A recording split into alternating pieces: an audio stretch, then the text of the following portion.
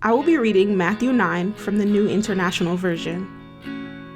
Jesus forgives and heals a paralyzed man. Jesus stepped into a boat, crossed over, and came to his own town.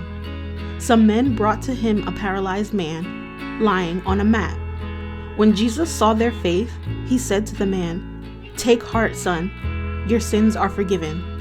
At this, some of the teachers of the law said to themselves, "This fellow is blaspheming." Knowing their thoughts, Jesus said, "Why do you entertain evil thoughts in your hearts? Which is easier, to say, 'Your sins are forgiven,' or to say, 'Get up and walk'? But I want you to know that the Son of Man has authority on earth to forgive sins." So he said to the paralyzed man, "Get up, take your mat, and go home." Then the man got up and went home. When the crowd saw this, they were filled with awe, and they praised God, who had given such authority to man. The calling of Matthew. As Jesus went on from there, he saw a man named Matthew sitting at the tax collector's booth. "Follow me," he told him. And Matthew got up and followed him. While Jesus was having dinner at Matthew's house, many tax collectors and sinners came and ate with him and his disciples. When the Pharisees saw this, they asked his disciples, "Why does your teacher eat with tax collectors and sinners?" On hearing this, Jesus said, "It is not the healthy who need a doctor, but the sick. But go and learn what this means. I desire mercy, not sacrifice. For I have not come to call the righteous, but sinners." Jesus questioned about fasting. Then John's disciples came and asked him, "How is it that we and the Pharisees fast often, but your disciples do not fast?" Jesus answered, "How can the guests of the bridegroom mourn while he is with them? The time will come when the bridegroom will be taken from them. Then they will fast. No one sews a patch of unshrunk cloth on an old garment, for the patch will pull away from the garment, making the tear worse. Neither do people pour new wine into old wineskins. If they do, the skins will burst. The wine will run out, and the wineskins will be ruined. No, they pour new wine into new wineskins, and both are preserved." Jesus raises a dead girl and heals a sick woman.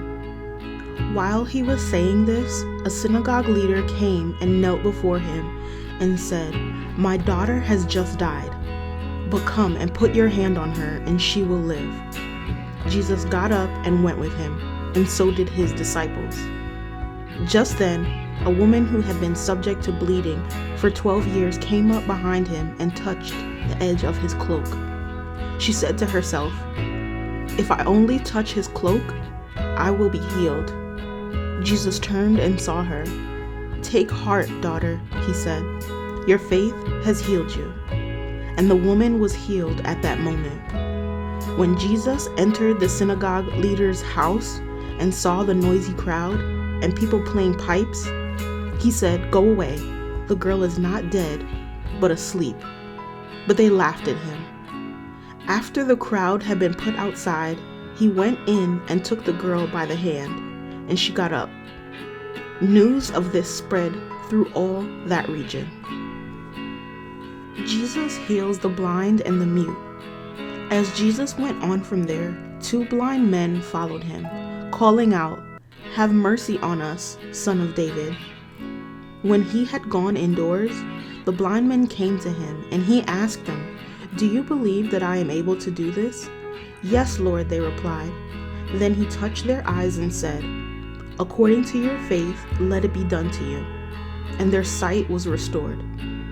Jesus warned them sternly, "See that no one knows about this."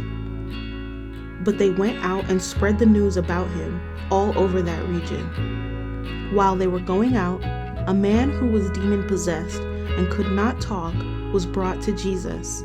And when the demon was driven out, the man who had been mute spoke.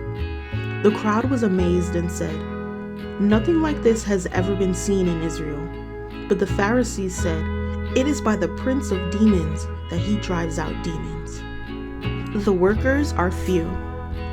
Jesus went through all the towns and villages, teaching in their synagogues, proclaiming the good news of the kingdom and healing every disease and sickness.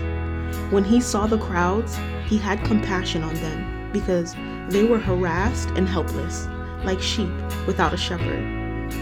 Then he said to his disciples, "The harvest is plentiful, but the workers are few.